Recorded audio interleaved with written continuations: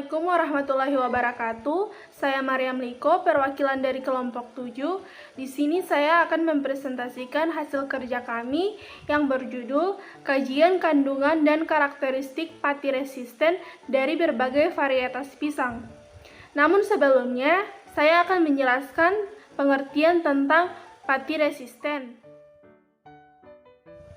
Pati resisten merupakan pati yang tidak dapat dicerna oleh enzim pencernaan dan tahan terhadap asam lambung, sehingga dapat mencapai usus besar untuk difermentasi oleh bakteri probiotik.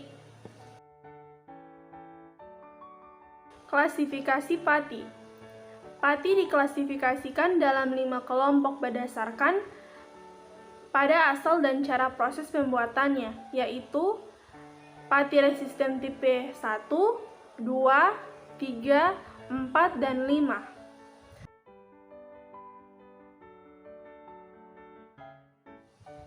Pati resisten tipe 1 merupakan pati yang terdapat secara alamiah dan secara fisik terperangkap dalam sel-sel tanaman dan matriks dalam bahan pangan kaya pati, terutama dari biji-bijian dan sereal. Kemudian, pati resisten tipe 2 merupakan pati yang secara alami sangat resisten terhadap pencernaan oleh enzim alfa amilase dan umumnya granulanya berbentuk kristalin.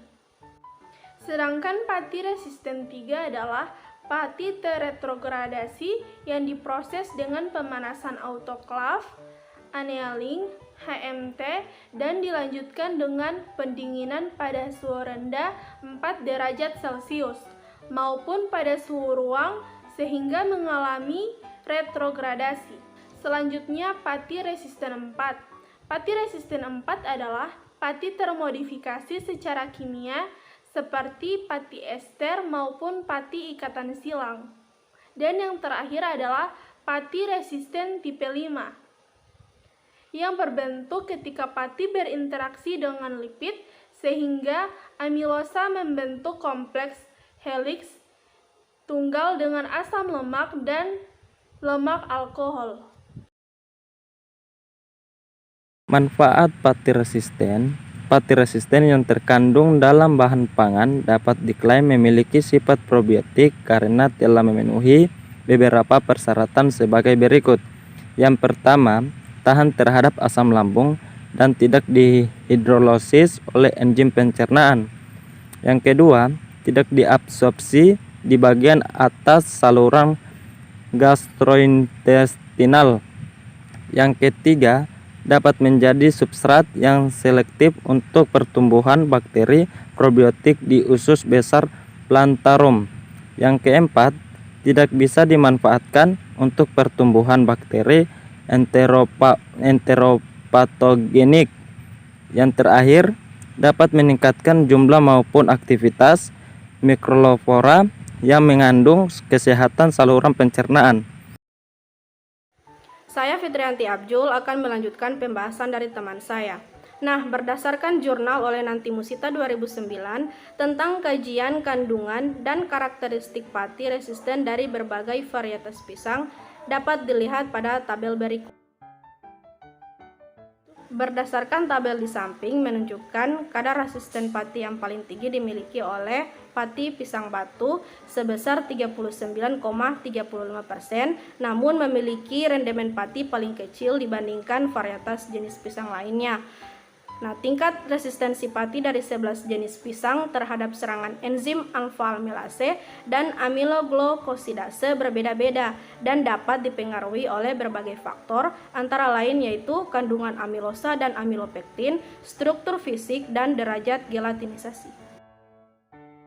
Gambar di samping menunjukkan ukuran granula pati pisang. Ukuran granula pati juga berpengaruh terhadap tingkat ketahanan pati. Pati dengan ukuran granula kecil akan lebih mudah dihidrolisis oleh enzim dibandingkan pati yang memiliki ukuran granula besar. Hasil scanning elektron memperlihatkan ukuran granula pati pisang sangat besar, yaitu 20-50 mikrometer. Dengan keadaan tersebut, pati pisang lebih tahan terhadap enzim pencernaan. Baiklah, di sini saya akan menjelaskan kemampuan pati membentuk gel. Pada tabel di samping memperlihatkan bahwa pati resisten pisang Ambon, batu, kepok kuning, raja bulu, dan tanduk tidak dapat membentuk gel pada konsentrasi 8%. Sedangkan pada konsentrasi yang sama, pati pisang tersebut sedikit membentuk gel.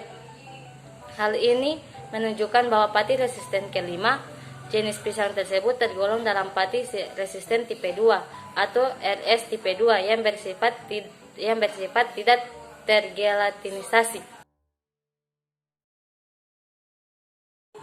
Baik, selanjutnya saya akan menjelaskan tentang daya serap air dan daya kembang pati resisten berbagai jenis pisang. Seperti yang kita dapat lihat pada tabel di samping, menjelaskan bahwa pati resisten kepok kuning memiliki daya serap air 1,49 mil per gram, paling tinggi dibandingkan pati resisten pisang jenis lain, tetapi tidak berbeda dengan daya serap air pati resisten pisang Ambon, 1,44 mili per gram. Sedangkan pisang batu memiliki daya serap air paling rendah 0,80 mil per gram, tetapi tidak berbeda dengan daya serap air pati resisten pisang raja bulu, yaitu 0,89 mil per gram. Baik, selanjutnya saya akan menjelaskan tentang daya kembang pada pati resisten pisang. Seperti yang terlihat pada tabel di samping, dapat dijelaskan bahwa adanya perbedaan daya kembang pada kelima jenis pisang.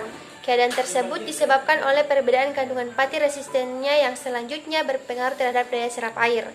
Pati resisten pisang kepok kuning memiliki daya kembang paling tinggi 2,58 gram per gram dibandingkan pati resisten pisang lain, tetapi tidak berbeda dengan pisang Ambon, yaitu 2,53 gram per gram.